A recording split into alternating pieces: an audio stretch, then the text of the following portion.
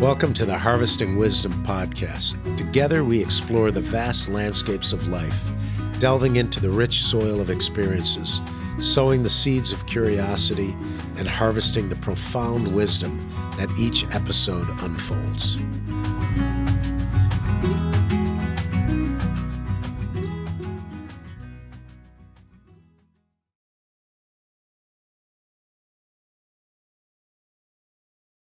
Hi, my name is Dr. Roselle. I'm here in Venice, Italy with Dr. Acosta.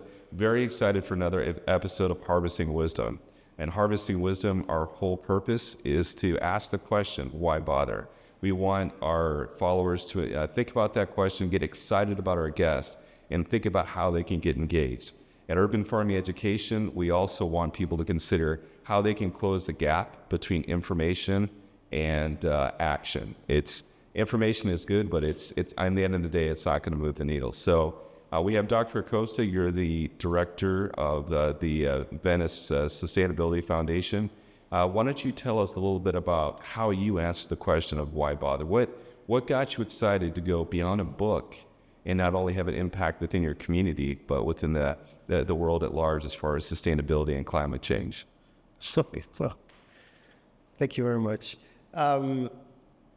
I could try to address this question in different ways, in the sense that, from one side, I'm Venetian, and foundation that I direct is focused on Venetian issues, first of all. But taking into account that Venice is a world city. When I describe what we are doing, when I tell the story about our projects, our perspectives, our activities, it's always quite simple to define where these activities take place. Maybe it's a little more complicated to try to go into details and represent correctly what the different thematic actions that we run they are about. But Venice is so. I mean, it's a knowledge as a truly international destination for tourists, for instance, but at the same time is a city.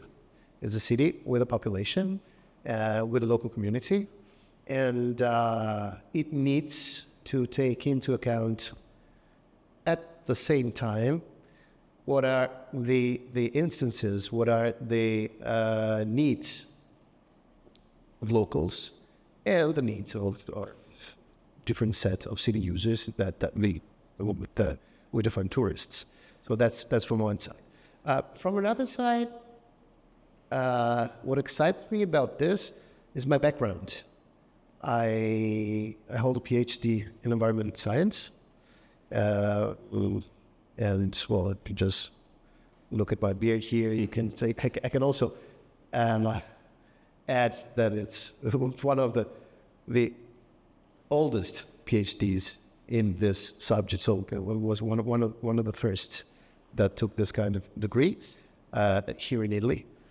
And in my professional career, I've always connected environmental issues, then sustainability issues, with urban development. Most of the times this was particularly related to the use of energy, so the energy transition in cities. Now with this very post that I'm writing here is more, let's say, on a wider angle on what urban sustainability is. We just went to Athens, and in Athens, a lot of the tour guides were pointing out features of sustainability. They were pointing out the windmills. They were pointing out the solar water heaters. They were pointing out the solar panels. So it was obvious that the citizens of Athens took pride in this transition to a greener, renewable energy. What is it, do you think, because of your foundation, that the citizens of Venice are really embracing when it comes to sustainability? Well, I might give you maybe a little bit peculiar reaction to your question. which is that Venice is so special in the sense that it's one of a kind in terms of cities. We tend to think about Venice as the historical island, or at least historical island and the lagoon, but it's wider than that. There's an entire metropolitan area that accounts for 1.5 million people, depending on how you want to perimeter that. And this peculiar place sees around 30 million people coming and visiting.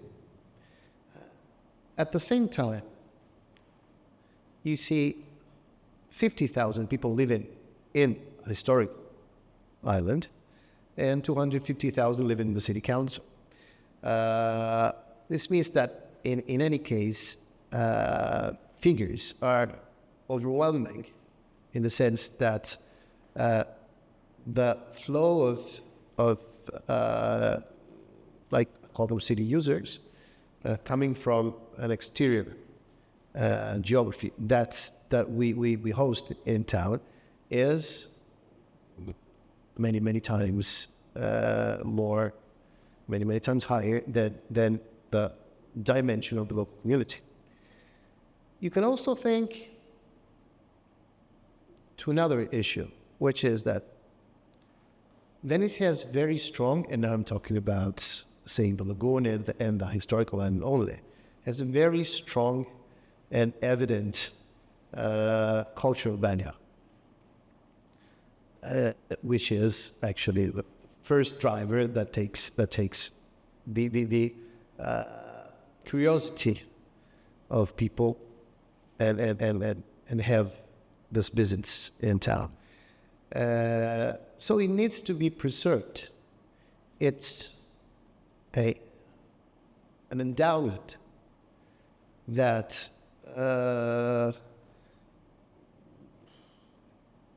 as local population, we need to make sure that keeps intact. And it's pretty difficult. It's difficult because it's difficult in itself per se, given the history and the artistic also value of this heritage. It's difficult because it's threatened by sea level rise, so it's threatened by the consequences of climate change.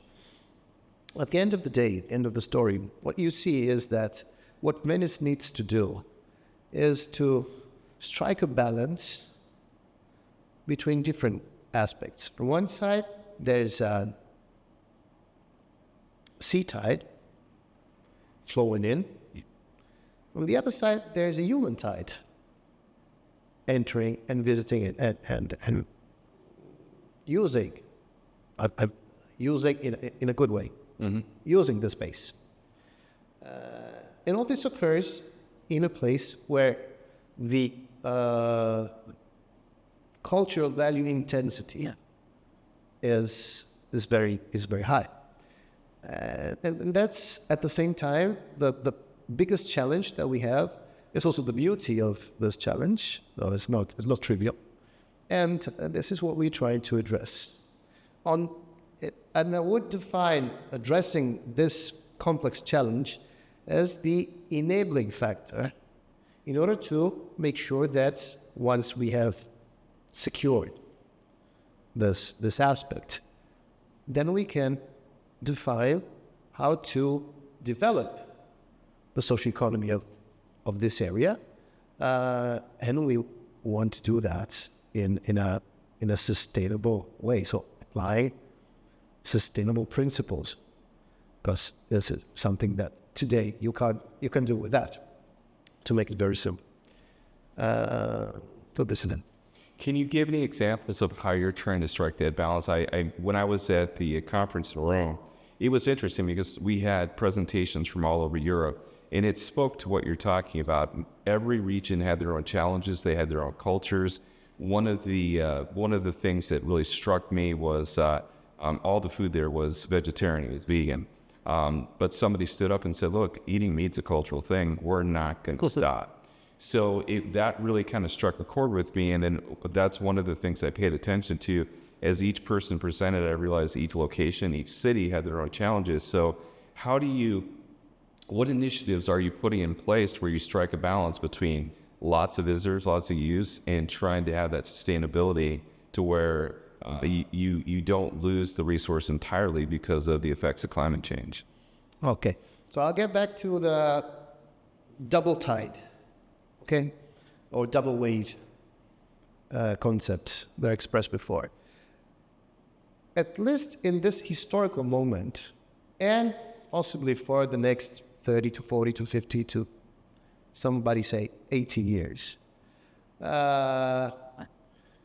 we feel relief because we have addressed the physical protection of the town by this water dam, movable water dam system that is called the MOSE infrastructure that is able to close water inlets. So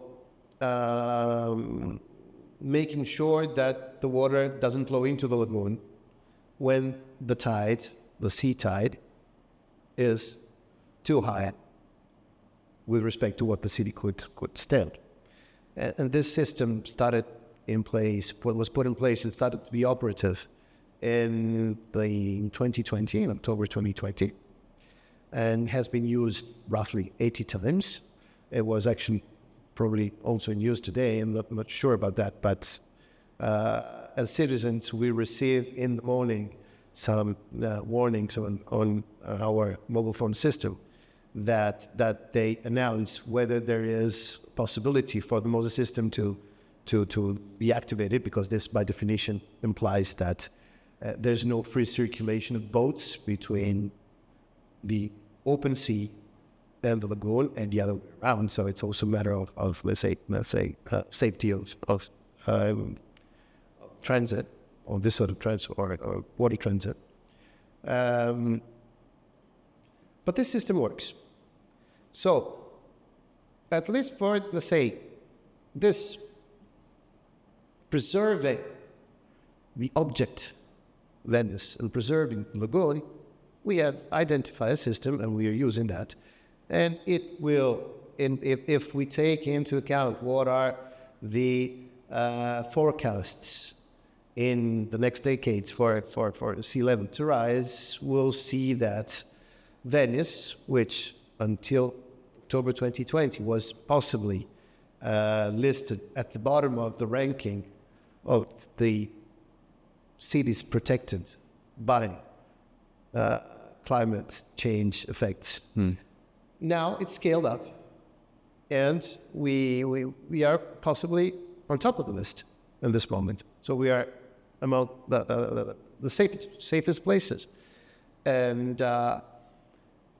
this technology, this system, the studies and the efforts and the engineering that we had developed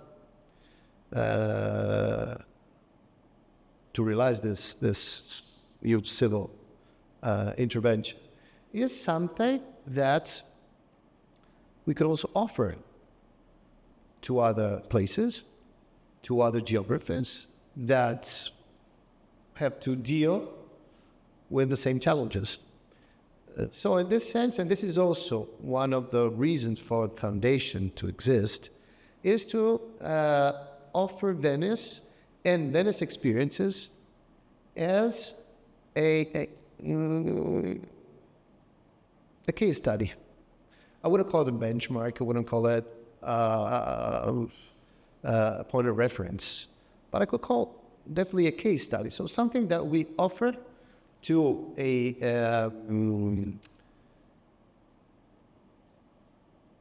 wider, let's say, or even a complete planetarian geography, to say, we have tackled this problem with a solution. If somebody else wants to know more about this, want to apply that, adapting it, and then adopting it, we are ready to offer our competences. And that's for the physical part. What we're doing now is to take care of the other wave, which is the presence of people in this whereabouts.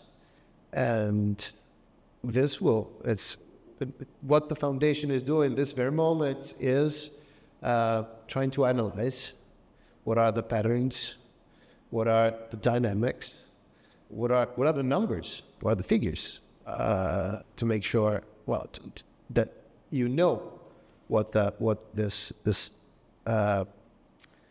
issue that you're studying is about. So to having all that it takes to be ready then to formulate some possible solutions. Yeah, that's an interesting take on it. For me, I guess my first question would be, based on what you described as far as the first wave, have there been any unintended consequences as far as having to shut the water? I can think of the economic commerce, but have there been any ecological challenges that you've had to face for closing the water, or has it been pretty much free, without harm to the environment? Or well, it's a very long story. I mean, it's started. I think it started since the very beginning of this entire operation of the MOSE system, which started. To my knowledge, we go back to the beginning of the 80s. Okay. So when the idea came out, and then it took so many years to figure out what would be the correct way of designing and implementing it, because one of the issues, let's say the top issues, was to forecast the consequences of closing the inlets, so closing circulation of water between the lagoon and the open sea for a certain number of hours, for a certain number of days throughout the year. So this was well taken into account. But you can simulate how much you want, but until you get to the day in which this comes into reality and you start to observe the real impact, then this is something you don't know. What we see is that forecasts which say that there was no, or at least there was let's say, standable harm to the entire system, they're pretty accurate. Actually, what we are seeing in this 80 times that we have closed the inlets is that the lagoon is resilient enough to stand this. You never know when this, in decades, will probably end up in closing the lagoon for more days, and so this would have a different impact. But what I would like to highlight are two things. On one side, you shut the circulation only for a few hours, and then you just replace that. I mean, sorry, you put the system back into what it is. But the MOSE, the way it's conceived, it's a number of, let's say, tiles or barriers. Each one of them is around 45 meters large, like teeth in your mouth, and you can play like if they were like with the notes on the piano. Oh, wow. Right? So you can shut entirely, or you can decide to keep one of two tiles, one or two teeth open, so that part of the circulation is still going on. So you can modulate. It's not either black or white. That's it. I mean.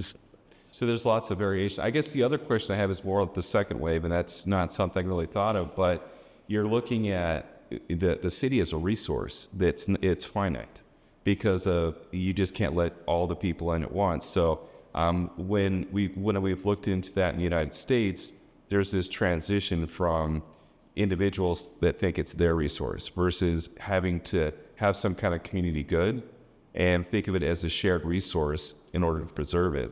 So how has that process gone with the island? Because if I'm a hotel owner, I would want to get as many people through as possible. But if everyone took that attitude, then you're going to do damage to that shared resource. So when you think of that second wave, what's been the discussion around the second wave? Well, if I look at it from with the eyes of an environmental scientist, as this is a limited resource, it's limited by definition. It needs to face all the things that you were saying a few seconds ago. I'm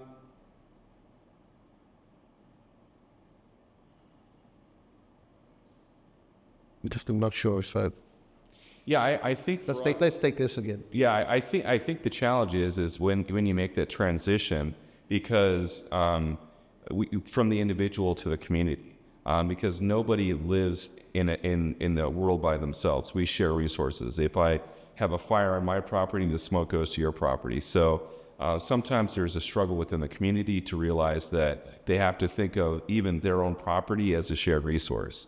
So looking at the number of people that come into Venice and having everybody collectively agree on we need to limit in order to preserve. Okay. Sometimes there's No. I got it. I mean, I've noted something in the COVID period.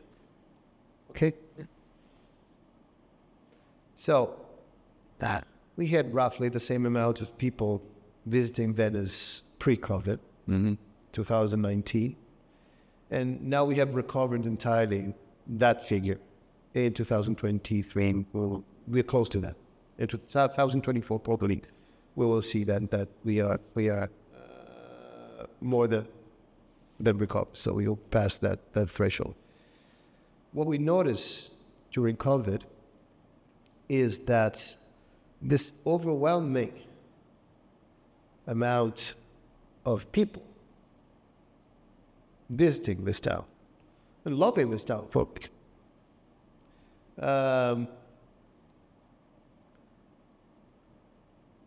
They create some, let's say, conflicts in the use of the same resource, because you're mentioning that there's an entire category of entrepreneurs and workers that take advantage from the tourist industry, but they don't represent the entire population of this city council.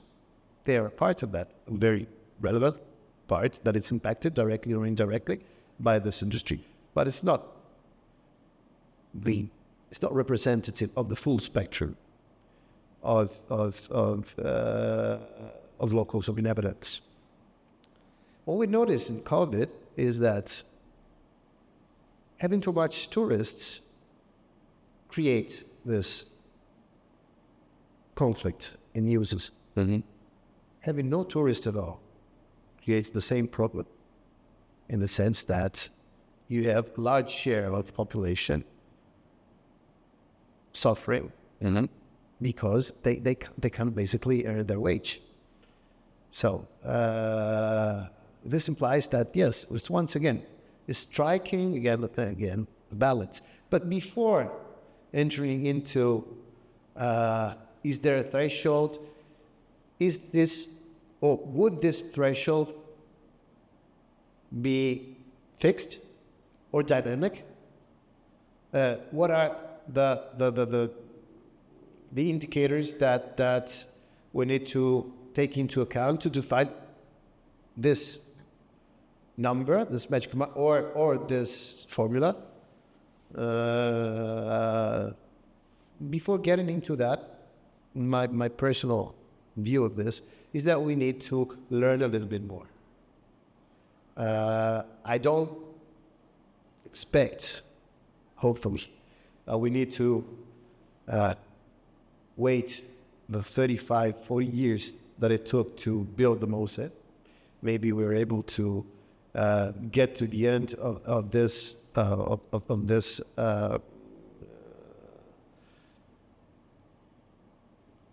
study faster, but we are working in this. We are in this part of the journey.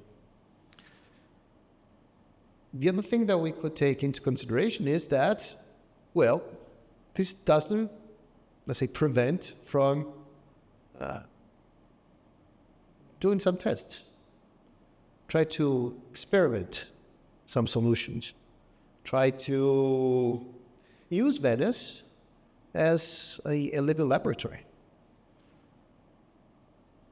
And that was exactly the answer I wanted to hear. And to me, it's interesting because whenever you look at a challenge that you're facing in Venice, it's multifaceted, and you can't just do the science. You have to involve the community, engage the community. I guess the question I have for you is, what lessons? Let's start locally. What lessons can kids take away from that? Because with urban farming education, we're looking to share the resources and get kids to understand the full cycle, the full Earth cycle, to understand climate change. Mm-hmm. We found that when you focus in on one solution or one part of it, it's confusing and they're susceptible to greenwashing and might be taken in different directions. So are you engaging kids in this lesson? Are they involved? And if not, what lessons do you think would be important for kids to learn? So we are a relatively young institution because we started our operations less than 2 years ago. Oh, wow. So we also need to walk some more steps before let's say, delivering at full speed. What we have realized is that if we want to have a sustainable Venice, so to define a new model for urban sustainability that could be applied to Venice, and then that could be offered to any other place as a case study, as I said before, limited to the MOSE, but this is more in general. If you want to do that, which is the ultimate sense of this foundation,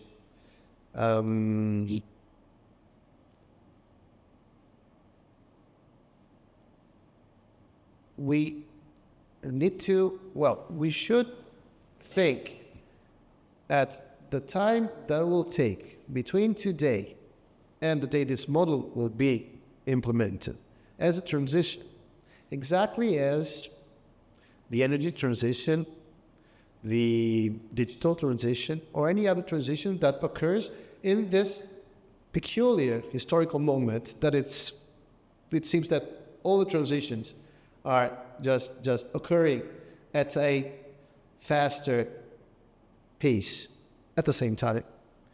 So if you think about transitioning Venice into sustainability, then one of the elements that you really need to address as soon as possible is awareness raising about this and creating the competences for delivering this transition. So when I think about the youngest generations, kids, students, I think about designing, together with the partners of the foundation, some opportunities to learn more about what sustainability is and what sustainability could be applied to Venice, and creating knowledge and skills, or transferring knowledge, so creating skills for preparing the labor force that we need to run this transition. And we are moving some steps in this direction, defining some arrangements with cultural institutions, with universities, and with the other, let's say, players of the knowledge society that would like to deliver it here in Venice. It's something that we are designing in this very moment. But the idea, direction is this one. Well, and you raised a really good point. You've said it over and over again, because of the technology and the features that you have in place right now. You've positioned Venice as somebody that's been proactive in order to solve the problem. So where do you see your place globally as somebody that's embraced sustainability? You've implemented the technologies, like you said, over a transition of 40 years. You're starting to think about education. You're engaging the local population to think about how you're going to transition and view that second wave as a resource. How do you plan to share this information? Where do you see your role within the world as a whole as somebody that's going to advocate for sustainability and then shine the light on your own city as an example? We organize every second year the Biennale of Sustainability. We started the first edition last year, by definition, given that we are really newcomers. And we do this in Venice, which is the city of biennales. The sense of, first of all, Biennale of Sustainability is a program of conferences and exhibitions that are focusing on the issues that we need to address in this territory if we want to get to a sustainable development of the territory itself. Just name some of them. Well, we've been talking about tourism, so sustainable tourism.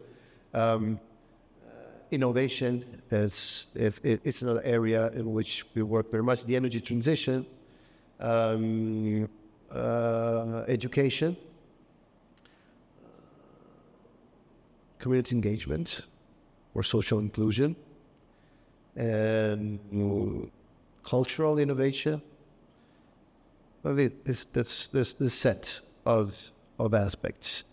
When it comes to the energy transition, we also have focus on what could be the potential of having a hydrogen value chain expressed here in Venice, given that we have very large infrastructures like port and the industrial area that it's adjoined to port. That could be one of the, let's say, hubs for this sort of activities.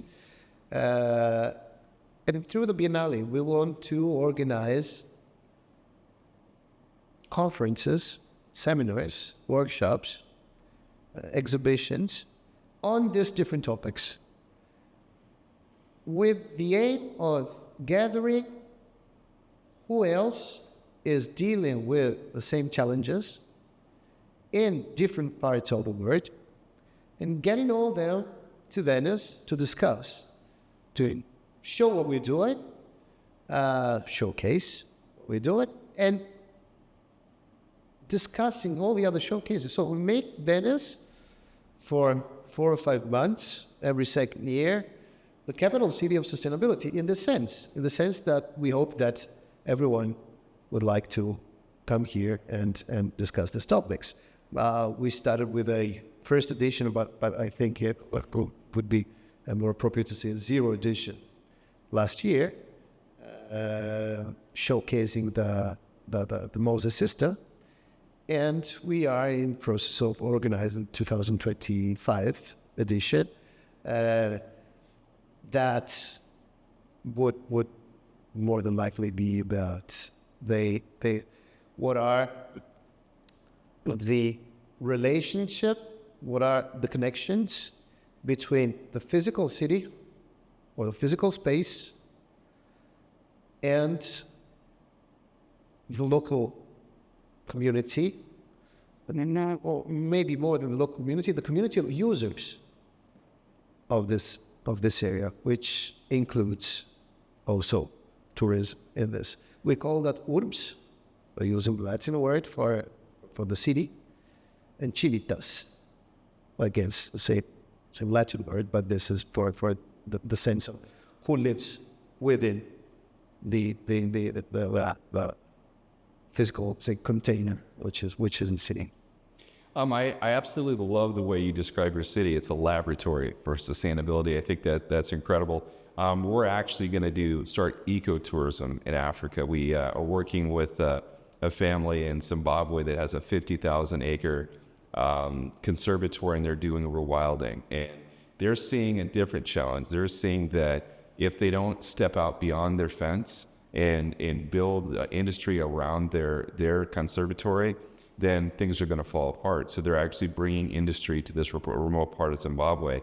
Has your foundation considered doing ecotourism, inviting people that are advocating for environmentalism around the world to come and look to see how you're looking at, you have the technology, you're working with the community to define that second wave, and now you're going to engage in education. Is that something you've thought about to get people to come out and visit your laboratory to see how they can engage with it? Well, everyone is welcome to see, to discuss, to contribute, to exchange, because it's in the nature of our city.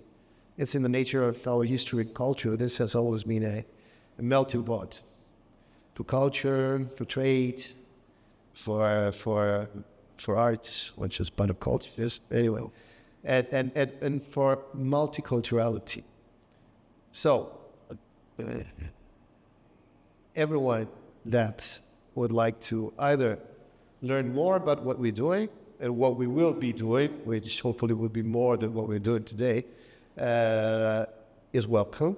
And it's even more welcome if they come also with their own experience. Because what I strongly believe is that as only through possibility of interconnecting, not reinventing the wheel, but learning and taking advantage from what were the experiences and the failure of each one of us, this would be for the benefit of the advancement of everybody towards a global sustainability. We are trying to do something in our area, but it's a drop in the ocean if you think that the issue of sustainability is a global challenge. Well, I'm a former educator, so I'm really excited to hear you say that. This has been a very inspiring conversation for me. I know that we're developing our curriculum. It's something where we love to include your story because it's just a great story of engaging community, technology, and I love the way you describe your city as a resource that has to be managed.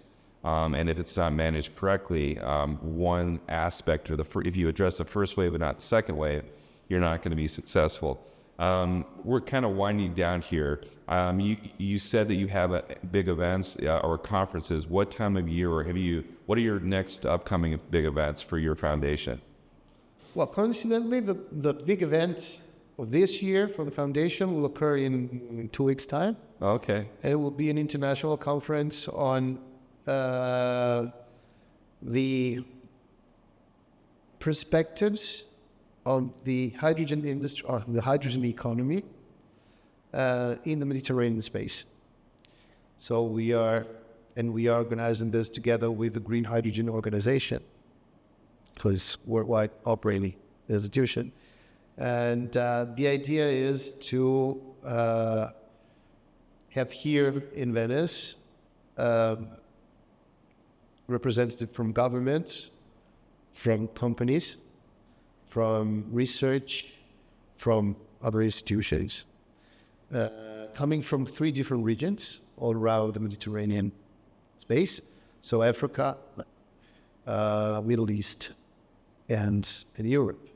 And discuss on the perspective which today, on a very macro level, they foresee the generation of hydrogen in the southern shore, so in the southern part, the transmission through the Adriatic, and for a change, Italy is very well posed from a geographical standpoint in the system because we have the network, we have the pipeline, so we have the infrastructure that it takes to flow this resource through the Mediterranean and up to the European countries where the off-takers are located.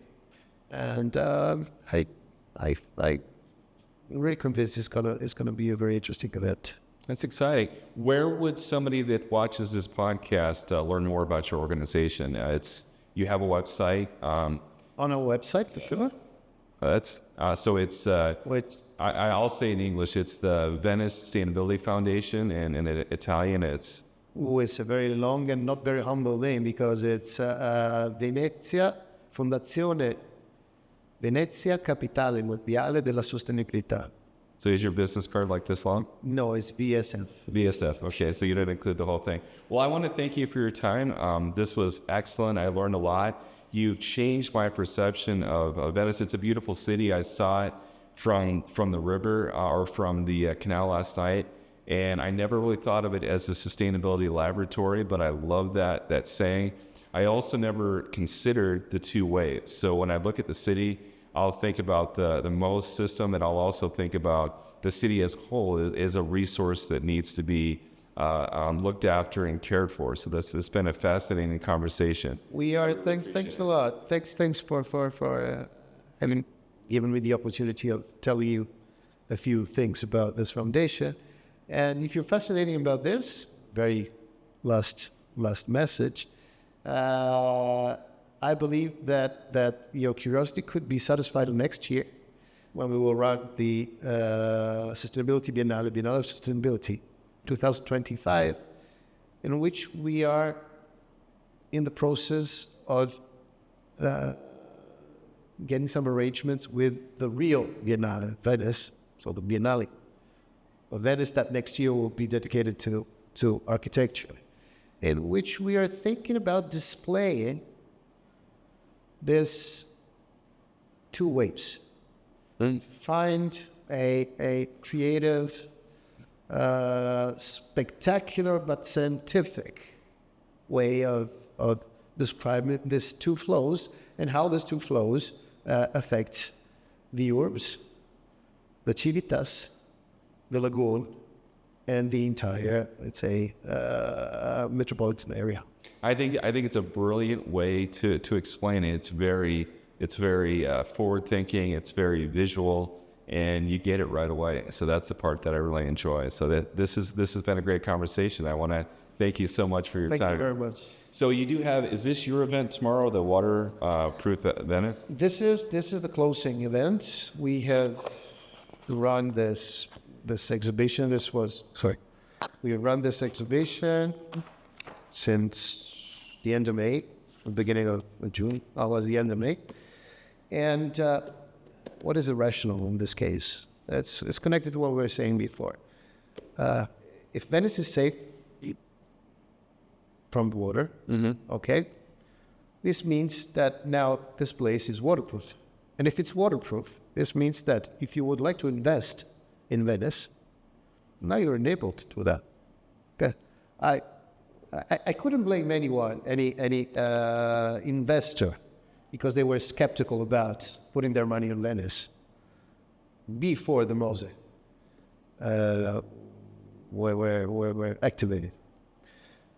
But now, let's say this excuse or disbelief, it doesn't exist anymore. And the idea for us here is to gather the ideas of 21 of our 47 partners, what they are doing for Venice, or what they envision for Venice, or what they are ready to do for Venice. So 21 different projects or sets of projects.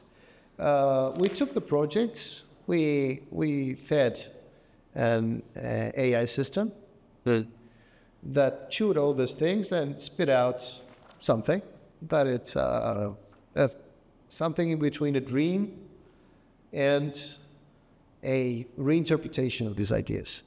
And we put this into an exhibition that will close in 3 days' time. And that's if you occurs that you have a couple of spare hours here in Venice. We'd love to go. I would help you to get there. So you said something really important. I'm glad you did, and you mentioned it before too. And one of the things that we looked at when people look at sustainability, there is a financial piece to it, because if you don't have a city, if the end goal isn't to make the city so it's profitable, so it's investable, so people can make a living, then it's not sustainable. So when we look at our projects too with urban farming education, it's not something we can just keep dumping money into. It has to be able to stand on its own. It has to be able to survive. So the financial part of it, a lot of people don't think of it, is an important part of sustainability. Well, by definition, I mean, you have created that at Harvard some 25 years ago, right? Saying that it's all about the creation of shared value. Mm-hmm. If there's no value that you have created, there's nothing to share. It's actually the same thing that you hear when you are on a flight, on a plane, right? If something occurs, get the mask and put your mask at yourself, and then start to look.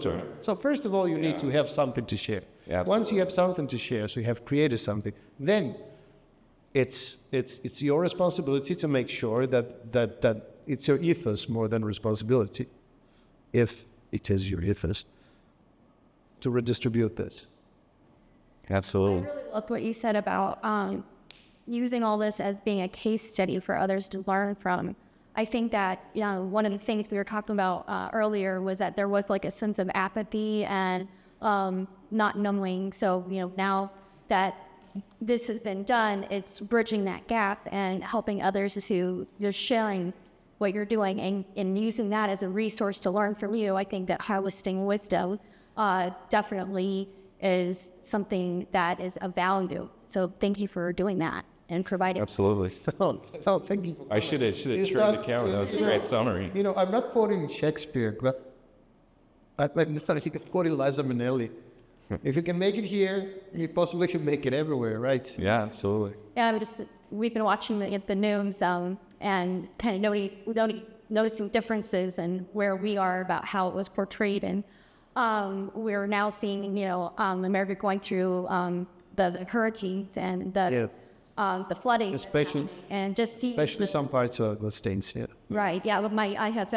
I was born in South Carolina, and you're unfortunately posed in one of the hotspots. Right. So, where Venice is peculiar and has certain aspects that are unique to its location, other communities certainly can learn from how you're addressing the issues here. But remember, as I said, it's exactly true for the other way around.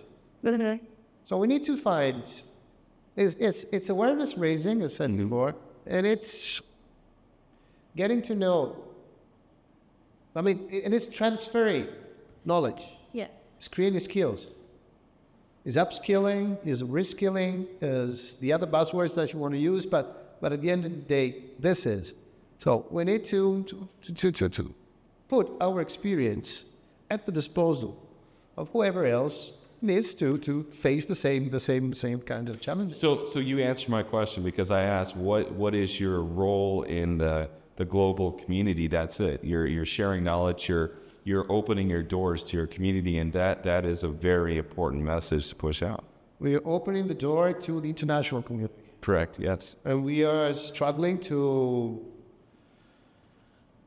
preserve the community here. But listen, the most complicated thing is that we all think about Venice as the island.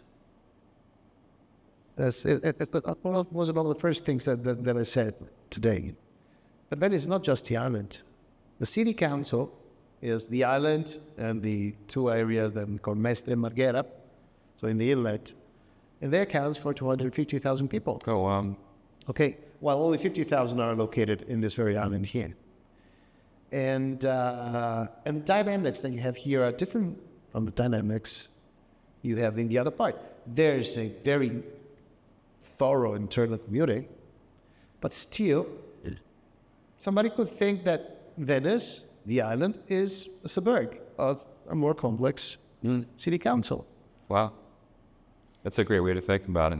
Yeah, I just make.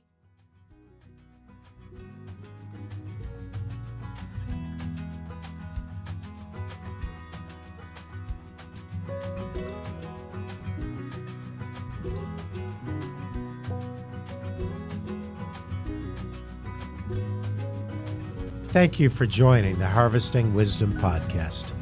Click subscribe and like for ongoing insightful conversations.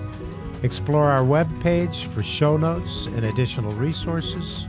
Visit our guests' webpage for deeper insights. Your engagement is the foundation of our journey, and until next time, keep pursuing wisdom.